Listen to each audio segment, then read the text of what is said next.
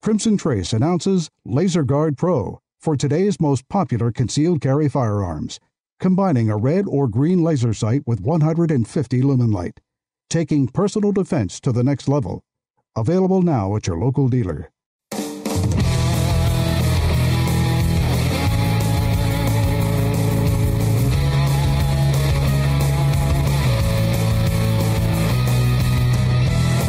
Today on Tom Gresham's Gun Talk, Tom's talking shooting spots, national reciprocity, wins for both gun and knife rights, your range reports, and much, much more. Call in now. 1-TOM-TALK-GUN. Now, here's Tom. All right, let's talk about some guns. I'm Tom Gresham, and yes, it's Gun Talk. If you'd like to join us here, it's easy. Just call, do it the easy way, Tom Talk Gun. Just pick up your phone and dial Tom Talk Gun. You can get in here. A lot of things going on, a great many things in the news that we need to talk about. There have been some court cases that affect gun rights. There's legislation in the works that affect gun rights, and that would be the rights of gun owners. There's some safety things we're going to need to talk about, including literally how do you unload your handgun at one of these IDPA, USPSA matches. The whole load and show clear could be dangerous. Evidently was. Somebody just tore his hand up. We'll talk about that. Also, we're going to talk about what do you do when you take somebody out hunting or shooting and you don't know them, really. They talk a good game. A friend of mine called yesterday. He had a hunting accident that could have been really terrible. It wasn't terrible, but we're going to learn something from that. We just have an awful lot going on that we're going to be chatting about. Let's see. Oh, yeah, we can also announce that the two winners of our Alien Gear Holster Shape Shift Modular Holster System giveaway, Joe N. and Marcus C. You should have gotten your emails by now. If not, you'll be getting them shortly. We'll be talking about the Fourth Circuit, how it trashes the Fourth Amendment and endangers concealed carry holders. Just a lot of things going on right now in the news. Also, of course, talking about the guns that you're shooting. If you have an experience you'd like to share, you've been to the range, you've been to a gun store, maybe an encounter with a clerk who really helps you out, or sometimes goes the other way, where you overheard one of those conversations where you're doing the forehead slap and going, no, he's not really saying that, is he? Oh, no. Yeah, gun store clerk stories, of course. But we have been talking about this story for quite some time. It's the whole idea of national reciprocity. If you have a concealed carry permit, should you be able to carry everywhere? Should your permit be kind of like a driver's license? Because right now, as you probably know, as you travel state to state, the laws change. We had the case of Shanine Allen. She had a permit in Pennsylvania. She drove to New Jersey. Traffic stop, just a regular traffic stop, and she informs the police officer that she has her permit and she has her gun with her. She thought she was okay. Policeman arrested her. The prosecutor wanted to put her in jail for a year. It took a lot of us pulling together and donating money and coming to her defense to get her out of that. But that's exactly the risk that a lot of us face as we travel around. So joining me to talk about that right now is Philip Van Cleve from the Virginia Citizens Defense League, VCDL, one of the great state gun rights organizations. Philip, how are you? Hi, Tom. I'm always humbled to be on your show. You're my hero. Back in the 90s, you kept me sane when the Clinton was in office. So I owe you an eternal gratitude of debt for shining a bright light out there in what seemed like pretty dark times for gun rights. Well, we've gone through those down times, and you just have to keep fighting. And, we were able, against all odds, we were able to undo the Clinton gun ban, the so-called assault weapons ban, and get that thing taken out after 10 years. We were able to defeat Hillary Clinton. And, it's funny, we were having a conversation with somebody this week. I said, look, I get it that Donald Trump is a little bit of a loon, and he does some goofy stuff, and he does all this. But let me give you 2 points. Only 2, okay? Number 1, we have Neil Gorsuch sitting on the Supreme Court. And number 2, we do not have Hillary Clinton in the White House. That is enough for me. Everything else I can ignore. Everything else is gravy. All right, so let's talk a little. First of all, let me do this. Virginia Citizens Defense League, for those who don't know, and I mentioned it's one of the state groups, and there are a half a dozen state groups that just shine, and VCDL is one of them. And you have been ramrodding this thing for a long, long time. And you guys, I always like to tell people, a lot of what you do, and it sounds so simple, is simply showing up. Talk about that for a sec. Yeah, well, the power of Grassroots cannot be underestimated. And the whole idea of being able to turn people out to events, to be able to get people to email and call their delegates and senators, it's a powerful force. Mm-hmm. We've seen it here in Virginia. And the legislators, I mean, imagine this, Tom. We do a survey that we get out to all of our members after not a survey, but a tally of the voting record of gun bills after our General Assembly closes every year in March. And we had some of our delegates and senators upset because they got a 98% or a 96% score. You know, they wanted 100%. One of the guys is normally 100%, but because that has become so important to them because their constituents throw it in their face if they don't get 100%. One guy that's normally 100, he voted wrong twice on two bills, brought him to a 96. That moved him almost to 60th place because we had 47 100%ers in the House out of 100. So, Grassroots works. They really, it really does work. And all I can say is do not ever think your voice doesn't matter.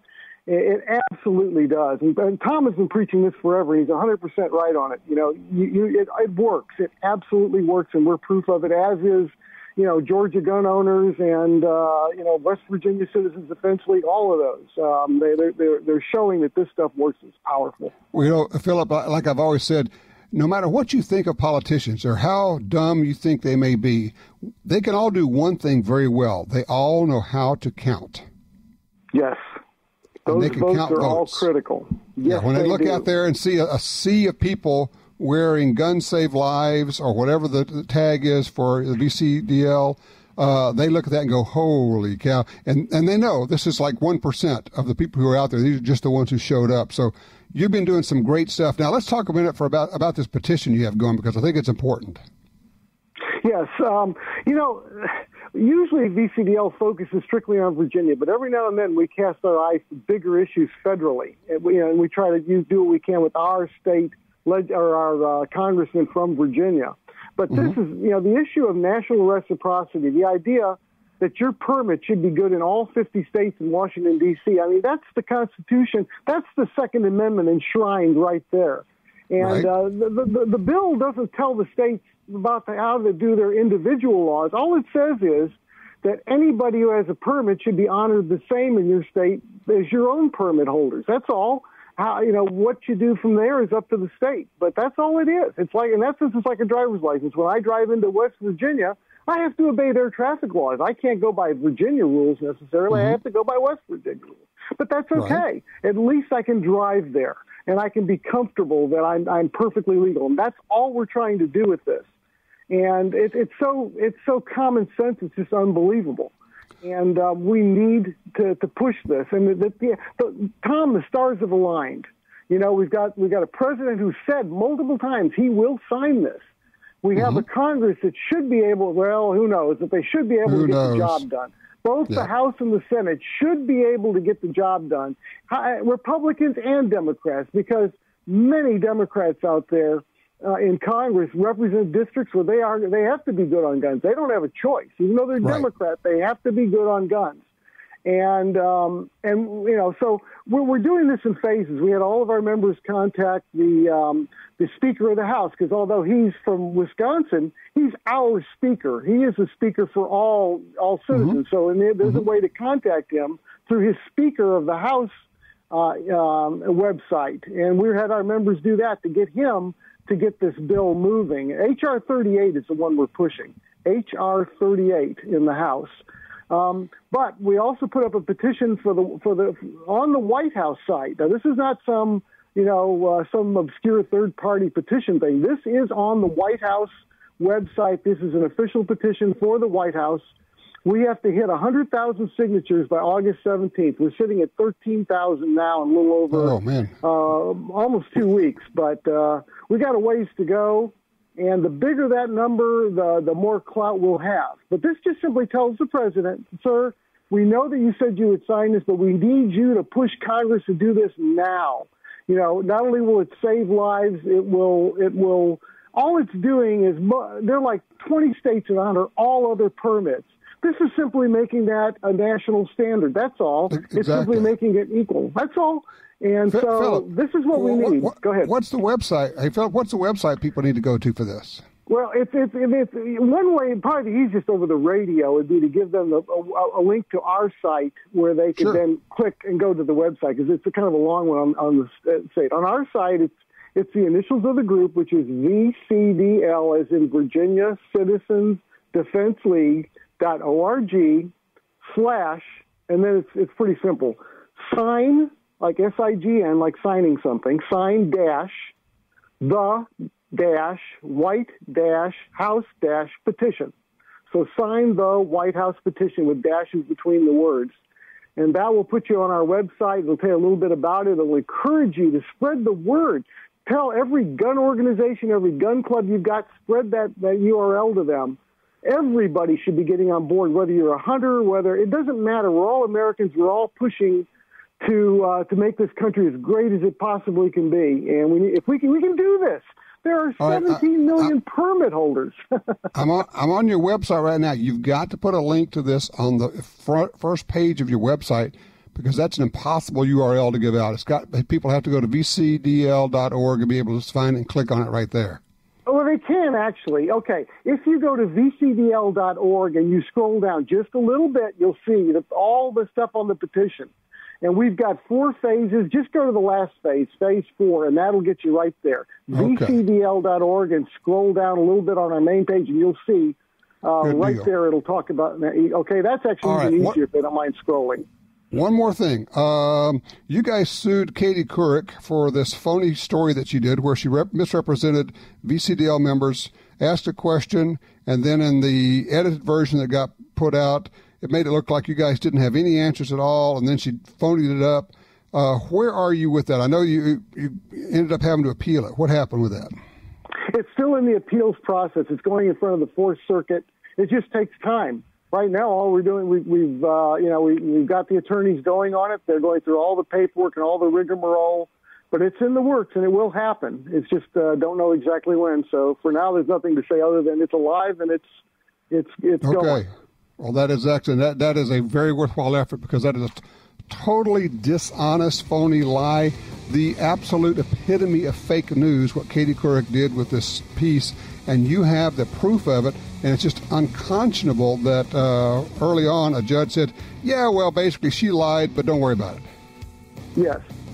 So there you go. Philip, thank you so much, my friend. I appreciate what you're doing. VCDL.org, that will take you right there. Go sign up for that petition. It is important. We need to get some signatures on that. All right, open lines for you right now. I'm Tom Gresham. It's Gun Talk. Just give me a holler. Dial Tom Talk Gun, and you'll be here.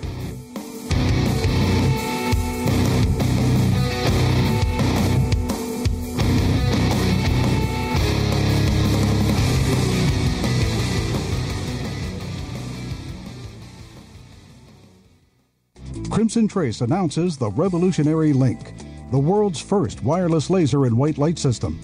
Combining a green laser at 300 lumen light with instinctive activation for AR-type modern sporting rifles, Link offers wireless control of the laser and light from the ergonomic replacement grip, eliminating the need to reach for the rifle's forend. Link. Smart, simple, secure. Available now. Visit crimsontrace.com to find a dealer near you. Nosler has been a leader in bullets and ammunition for decades and keeps growing with new product introductions that follow this tradition. Accurate, highly effective bullets and ammo for long-range shooting, precision rifle competition, and big game hunting. To be the first to hear about new product releases and promotions, follow Nosler on Facebook and Instagram and become part of the conversation. You won't settle, and neither will we. Nosler.com. This land, once wild and free, fades now from our memory. But I remember what it was like, what we were like, what we are capable of when we band together. Perhaps more than any other landscape, wetlands embody the life-giving abundance that nature has to offer. And perhaps more than any other organization, Ducks Unlimited is working to ensure that our continent's wetlands not only survive, but thrive for generations well beyond this one. These natural wonders are where waterfowl begin their cycle of life, where the deer and the antelope play, and where we, the people, gather together to see and share what makes the outdoors so great. The time is now to band together with organizations like Ducks Unlimited. The time is now to rescue our wetlands.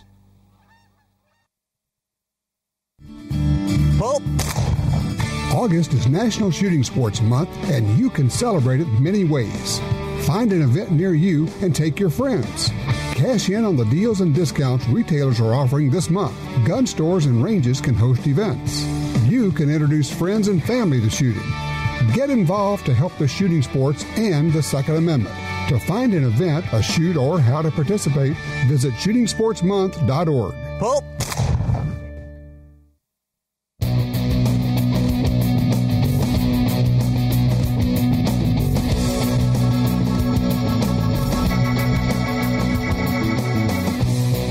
All right, let's talk gun safety. Not the phony gun safety like the gun banners. They like to say they're the gun safety groups. Holy cow, what nonsense. By the way, I'm on the mailing list of all the gun-hating groups, the gun ban groups. And you know what's driving them crazy right now? Two things: reciprocity and silencers. The idea of getting H.R. 38. By the way, we're going to have the author, representative who wrote the bill, on the show here, about 10 minutes, talking about reciprocity. It drives them crazy because they're thinking, we couldn't stop people who have permits from other states from carrying their guns here. Yeah, well, according to the latest study released last week, people who have carry permits commit crimes at a rate of about 1/6 that of police officers. And we've known for 20 years they commit crime at a rate of about 1/100th that of the average citizen who does not have a permit. So get over it. It's not a threat. It's not a problem. It's not an issue. It's not a safety issue. But reciprocity is just driving them crazy, crazy, crazy, crazy. The other, of course, is silencers. Oh, my gosh. The police won't even know that there's a shooting. Well, how do they always know they're shooting? Somebody calls the police. They call 911. They don't, for the most part, cops are not standing on the corner walking a beat anymore. They don't come running because they heard gunshots. They get a call, 911. It's just nutty. The whole thing is nutty. But it does tell you what concerns them. All right, let's talk about real gun safety.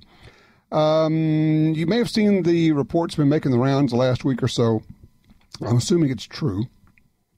Apparently somebody had a pistol match. I don't know if it's IDPA or USPSA, where the last command after you run a stage is unload and show clear.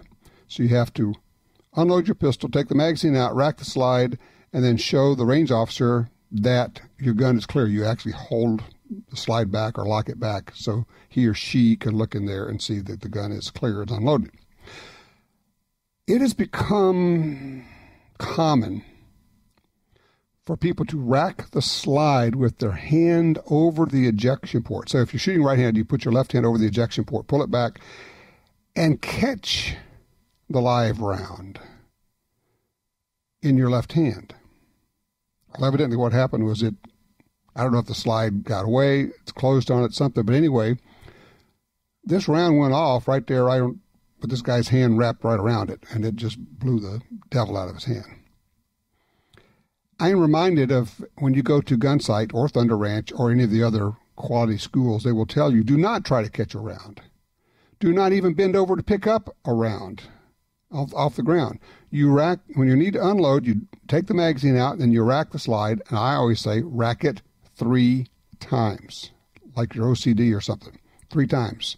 Because if you rack it 3 times and live ammo keeps coming out, it's a clue that maybe you have not removed the source of the ammunition, i.e. magazine. Let the round fall on the ground. Just let it go. Even if it's a 1 in a million chance that something happens, why would you take that? Let it hit the ground. Then take a deep breath, look around, make sure there's nobody on either side of you. Then you can reach over and pick it up.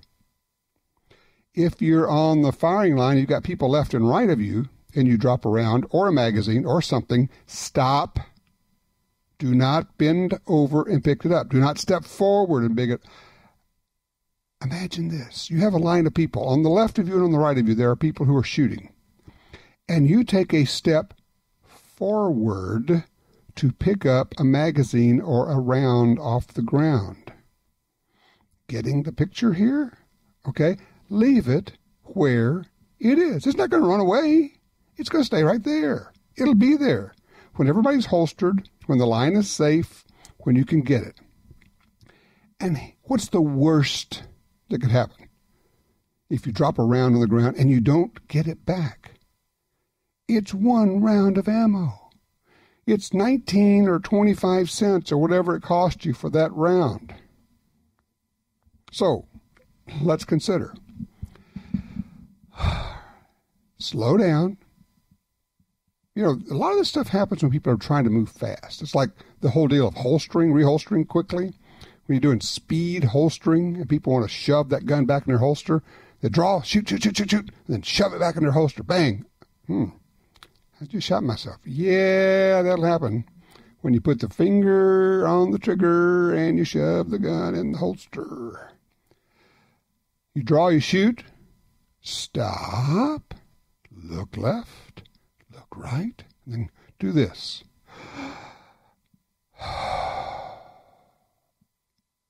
And then slowly reholster. And what I would like for you to do, because, you know, there's never a need to reholster quickly. In the middle of a gunfight, it's a really bad time to have your gun in your holster. Just keep it out there. And so you want to drill yourself on that, because people have actually done this. So they've gotten into a gunfight, draw, shoot, bang, bang, bang, and then speed holster, shove it back in the holster, and they still needed the gun because not all the bad guys had been addressed. So you are actually practicing the right thing when you slowly holster. Don't be in a hurry to put it back in. 866-TALK-GUN when we come back. Reciprocity from the man who wrote the bill.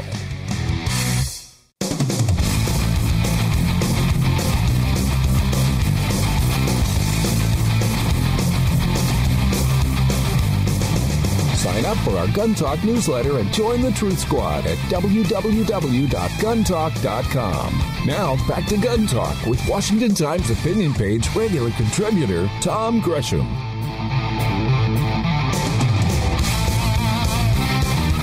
All right, we're back with you. Tom Gresham here. If you'd like to join us, just call us 866-TALK-GUN, or more, it's easier, just dial Tom Talk Gun. You have heard for several years, people have been talking about, well, why can't we have reciprocity for concealed carry? I mean, when you drive across state lines, your driver's license is good, but when you drive across state lines, your carry permit may or may not be good. And as we found out with Shanine Allen, the mother of 2 in New Jersey, who was arrested. She actually, it was a traffic stop. She got arrested. She said, I just want to show you my carry permit and let you know I have that. Well, she's from Pennsylvania. They arrested her, and they were going to put her in prison until a bunch of us got involved and got her out. But that should never happen. And one of the people who's leading the fight on that is Congressman Richard Hudson from North Carolina. He joins us right now as the author of the Concealed Carry Reciprocity Act of 2017. Congressman, welcome to Gun Talk. Tom, I'm honored to be with you. Absolutely. So, well, I guess let me back up. What got you interested in this in the first place? Well, Tom, I've been a lifelong hunter. My grandfather took me first time when I was 4 years old, so I grew up around firearms, grew up respecting firearms, and also I love history, and I learned at a very young age about our Constitution and how it protects our rights, and so I've always been interested in preserving our rights, whether it's First Amendment, Second Amendment, what have you. But as someone who enjoys hunting and shooting, the Second Amendment in particular has been an interest of mine And so it was very natural when I came to Congress a little over 4 years ago that this is one of the issues that's been a priority for me. Well, of course, the reciprocity idea is essentially you have already gone through whatever steps in your state to get a permit. And now we're just saying other states ought to honor that. Now, I get the emails, the mailings from all of the gun ban groups, the anti-gun groups, and they're losing their minds over this. And the things they're saying actually defy logic. They're saying, well, how would this state know that the other state has vetted that person? And I look at all the stats, and I'll say, in every state, people who have carry permits commit crimes at roughly 1 or 2% of the general population. They're like the most law-abiding people you can delineate. It's just amazing to me. What kind of pushback are you getting on this? Well, Tom, you're exactly right. I mean, the other side uses scare tactics and emotion. And look, there are some honest folks on the other side who are just concerned and don't understand the facts. But these national groups and Mayor Bloomberg with this $24 million are simply playing on people's fears. They're misleading people. It's unfortunate, but if you look at the facts as you've laid them out, according to FBI crime statistics, concealed carry permit holders commit crimes less than off-duty police officers. So this is a law-abiding group of people, and all we're simply doing is trying to protect law-abiding citizens who are trying to do the right thing. And you said it well. It is just like a driver's license. I believe the Constitution, the plain language of the Constitution, is very clear. Not only do we have a Second Amendment right, but if you look at Article 4, Section 1, Article 4, Section 1 says that every state will give the full faith and credit to each other state on the public acts, records, and judicial proceedings, and that Congress has the right to determine the manner in which those will be approved or approved thereof. And so it's very clear. It's a very short section, and it says simply that if you get married in one state, the rest of the states and District of Columbia have to recognize that you're married. If you get a divorce, and to go to your point about different standards, so let's say you live in a no-fault divorce state, and you get a no-fault divorce, meaning you don't have to contest it, you just both go down and sign the paperwork. If you move to a state that doesn't have no-fault divorce, meaning there's a lot more hoops you have to jump through, that state doesn't now say, well, you're not divorced, you're still married. They recognize the legal proceedings of the other states. Right. So to me, it's the same thing. Interesting. Well, okay, so we've been talking about this for several years, and I know we keep getting just a little closer. What's the reality? What's the likelihood? Where's this going to go? Well, I think the difference, Tom, is Donald Trump. We have a commander-in-chief. We have a president who campaigned on this issue, who believes in this issue, and I believe he's going to be the difference maker. Look, we've got the votes in the House. We've got well over the 218 votes we need to pass this through the House of Representatives. The question is, can we get 8 Democrats and all the Republicans to vote for this in the Senate? Senator John Cornyn has long been a leader on this issue. He's a tremendous leader on Second Amendment, but he's now got the commander-in-chief behind him. And so I really believe between John Cornyn and Donald Trump that this is the Congress. This is the time to get this done. Well, what do you need from us out here who have been cheering this on and saying, boy, this would be great? Is there any role for us to play? Well, Tom, you do such a tremendous job talking about these issues and articulating our values. I would just say to your listeners out there, please call your member of Congress. Please call your United States senators and tell them that you want them to co-sponsor H.R. 38. That's an easy one to remember for those of us who conceal carry. 38, I love it. Ask them to co-sponsor H.R. 38. If it's your senators, ask them to co-sponsor John Cornyn's bill and tell them that this is important to you and you want them to co-sponsor it and vote for this legislation when it comes forward. Let me ask, I'm going to switch for a second. You added something to the reauthorization of the Food and Drug Administration program and their budget. What was that all about? Well, Tom, you've got to always be vigilant because the other side is constantly looking for ways to restrict our Second Amendment rights. And in this case, Elizabeth Warren had some regulations of hearing aids. There is some concern about folks buying hearing aids over the counter, that you're getting the right product. And so Elizabeth Warren had some regulations on it, and I was afraid those regulations would apply to the listening devices that I and many of your listeners use when we go hunting, those devices that allow you to hear enhanced hearing. Sure, electronic shooting buffs. Once you hit a certain decibel level, it shuts off the sound and works as earplugs. Right. I was afraid those would be swept up in this regulation, the way it was written. And the last thing we need is for the left to be able to regulate us out of our hearing protection. And so I put in an amendment to the FDA reauthorization to make sure that those devices are protected. It prohibits regulation of any personal sound amplification product intended to amplify sound for non-hearing impaired consumers in situations including hunting and bird watching. So basically, for shooting, hunting, and it's interesting, include bird watching because bird watchers like to hear the calls out there, so they need amplification for that too. That's right. It's not just me wanting to hear that deer coming through the limbs there. It's also bird watchers and other people that enjoy nature use these devices. And there's no reason we ought to have the Food and Drug Administration regulating these devices. It's much different than a hearing device for a hearing impaired person. Well, with hundreds of departments and agencies and thousands of different units out there, there seems like there's always somebody who represents, or some group represents, a threat to us. We appreciate you and your staff being on top of that and paying attention. Absolutely, Tom. That's why we're here. Representative Richard Hudson, North Carolina, thank you so much. Author of the Concealed Carry Reciprocity Act, H.R. 38, right? That's right. All right, we can remember 38. Thank you so much. I appreciate that. Thank you, Tom. All right, Richard Hudson, Congressman from North Carolina. He's author of the Concealed Carry Reciprocity Act of 2017. He told us what we need to do. We need to contact our representatives and our senators. It's H.R. 38. Or if you contact a senator, just say, hey, look, I want the National Concealed Carry Reciprocity Bill to pass. This is one of those deals where people say, well, what can I do? This is what you can do. All right, back in a minute, 866-TALK-GUN. This is Gun Talk.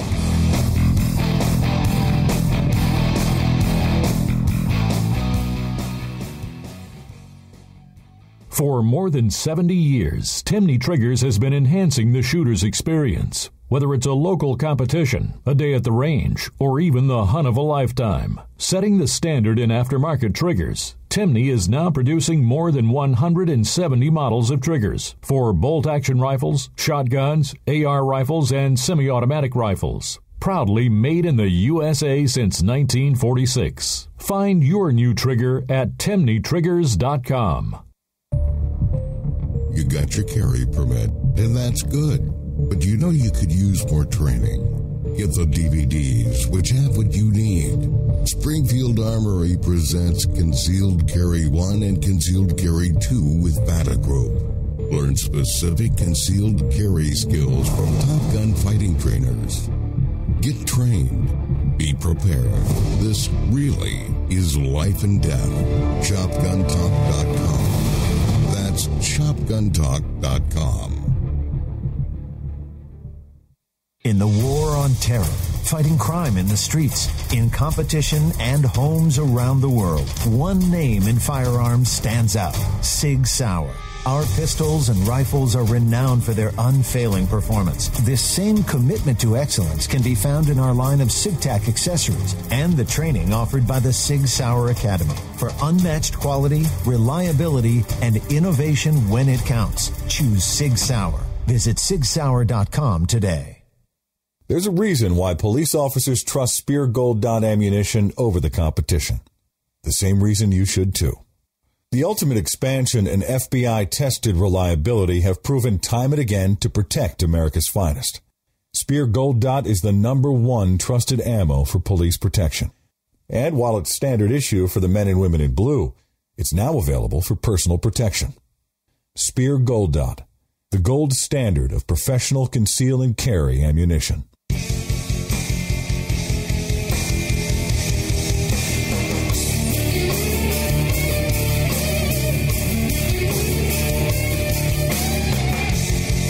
I'm just looking at some of the specials, the deals on GunDealio. There are some things that actually expire today. They end July 30th. That's today as I'm speaking with you right now. On GunDealio, of course, is our smartphone app on Android iPhones. It's free. I'm looking here. Let's see. $100 cash back on all Remington 1911s. $60 rebate on Remington 870 tactical guns, shotguns. Oh, $100 back on all Marlin 1895 rifles. $75 back on Marlin 336Cs. I'm just flipping around here. Bushmasters, DPMS rifles, money back. And then there are several of them that end tomorrow, July 31st.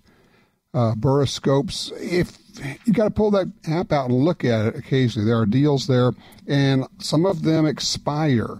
So be sure to check that out. And if you don't have it, shame on you. GunDealio. It's GunDealio. Kind of like, hey, what's the deal? What's the dealio? GunDealio. Yeah, anyway, you get it. Line 3. Let's see. Robert's with us. I believe that is Robert on 3 out of Stillwater, Oklahoma. Hey, Robert. Hello, Tom. This is Robert in Oklahoma. Yes, sir. This national reciprocity has been something that has troubled me a little bit, but I came to understanding that I don't believe the federal government should have any business regulating firearms in any regard. I believe the Second Amendment protects us from federal regulation. But, however, if a state wants to regulate guns, that's where the regulation should take place. Okay, so you think state regulations are okay, and the government should have the federal government should have nothing to do with guns. Is that right? That's right. I believe the Second Amendment protects us from federal infringement upon our gun rights. So if Texas wants to legalize machine guns and silencers, that should be their prerogative. And if California wants to outlaw all guns entirely, I believe that's their prerogative. Except that would be a violation of the Second Amendment, wouldn't it? I don't believe so. I believe the Bill of Rights protects us from federal infringement. It does not apply to the states. Well, except that, of course, the courts have ruled in many cases that the number of the rights in the Bill of Rights, the amendments, have been incorporated so that they actually do apply to the states. They've largely been incorporated in the state constitutions, but it's within the states. You can see a precedent for this in... I can't remember exactly, but you see in the early years of the nation, there were states which didn't follow the Bill of Rights. They had their own laws. I believe it was regarding religion. I'm trying to get a handle on this. So you'd be okay with outlawing guns altogether if a state wanted to do that? Yes. I suppose so. I believe in state power and state sovereignty. The states act as except states. That you do understand that the federal law is supreme over state law, right? In matters delegated to the federal government, and gun control is not delegated. It's actually prohibited. I don't believe the federal government has any authority to regulate firearms anywhere in the country. Wow. Well, the only problem is everybody who knows anything about law disagrees with you. So that's not true. Well, yeah, pretty much. I mean, every Supreme Court ruling, every state court ruling, pretty much everything. Here's how. I mean, the reality is, the Second Amendment stakes out gun rights as being off limits from the federal government. It also, we have a number of laws, and now we have the Second Amendment, which has been incorporated, which means it also applies to states. State doesn't have to have that law written. Federal law says this law, this amendment, this right applies to states as well. So, I mean, I get what you're saying. I simply disagree, and I think the precedent would be horrendous, just horrendous, to say, well, sure, California can ban guns. And I got to tell you, I grew up with the whole states' rights deal. Remember where I grew up and when. I think we are often foolish beyond belief, and we hurt ourselves when we get locked into these kinds of arguments of states' rights versus federal rights and saying, yeah, okay, let's just let horrible things happen so we can support this concept of states' rights. I don't know. If you disagree, call me, let me know why, explain it to me. I'll let you do that, okay? But I'm just sitting here thinking, yeah, because you know that there would be states who would ban guns completely if they could. If they said the Second Amendment doesn't apply to us, home run, we're out of here. Turn in your guns right now. California would be first.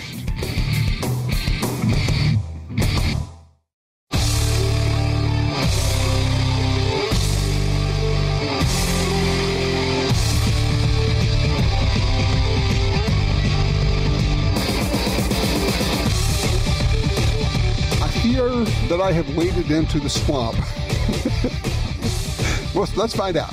Line 2, Vance is with us out of Reno. Hey, Vance, you're on Gun Talk. Good morning, Tom. Your last caller, there are some cases that, I'm trying to get it here. There are some cases here where federal law overrides state law. And in the case of the Constitution versus state law, the Constitution and the Bill of Rights, as far as I've learned over the last 40 years, the Bill of Rights trumps state law. Case in point, I think it's either Kentucky or Tennessee. There was a case that went up to the Supreme Court of one of those two states prior to the War of 1812. It had to do with sword canes and concealed carry. Mm-hmm. Well, the war got away, war got over with, and then they came back to the case, and the Supreme Court, state Supreme Court, overruled that state law by essentially saying that when a territory and the population of that territory sign on to becoming part of the Union, they sign on to the Constitution and the Bill of Rights. Hence, that law was overturned. Okay, when it comes to the Second Amendment, I'm agreeing with you with reciprocity, however you pronounce it. It's hard to say that. Reciprocity, yeah. Reciprocity, something like that. Yeah. Say that 3 times. Anyways, No. I'm with you, and the license for operating motor vehicles and marriages and so on and so on and so on. It applies to one. It applies to all.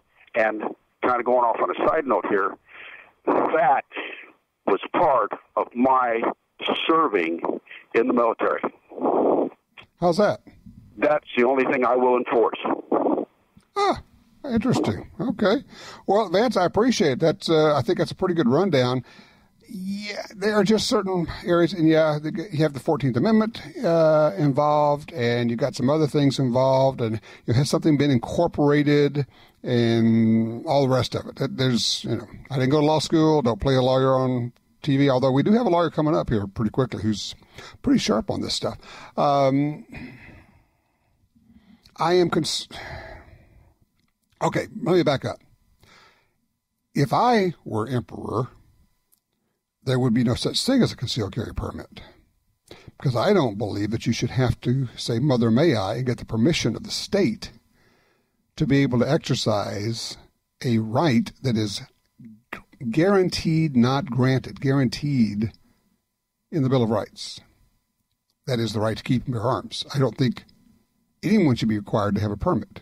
I think that it's part of citizenship. You have the right to carry a gun, concealed or openly. Until we get that, and we are getting that state by state, if you have a carry permit, then that should be honored in other states. Of course, we also have the additional complication, given the situation that we're in. You can't do the, let's ignore reality and do what I wish we could do. Given the situation we're in, where some states have constitutional carry, some require permits. If you have reciprocity, how do you handle that? It gets a little bit tricky, doesn't it? Well, there are some people out there who are fighting the fight all the time. They're doing it in the courts. I think the Second Amendment Foundation is, frankly, at the lead on that. I think the NRA does a really good job on the legislative side of things. When it comes to knives, life rights is absolutely in the lead on that, doing some really good things. We'll be talking about that a little later in the show. But, Alan Gura, who argued the Heller case and the McDonald case before the Supreme Court, does not do media interviews much. In fact, almost never. But we have him lined up. So you do not want to miss this. He'll be coming up shortly. And we'll be talking about, we just got a win, a serious win in D.C. District Court, or actually the U.S. Court of Appeals there. So next up, Alan Gura, the superstar gun rights attorney, right here on Gun Talk.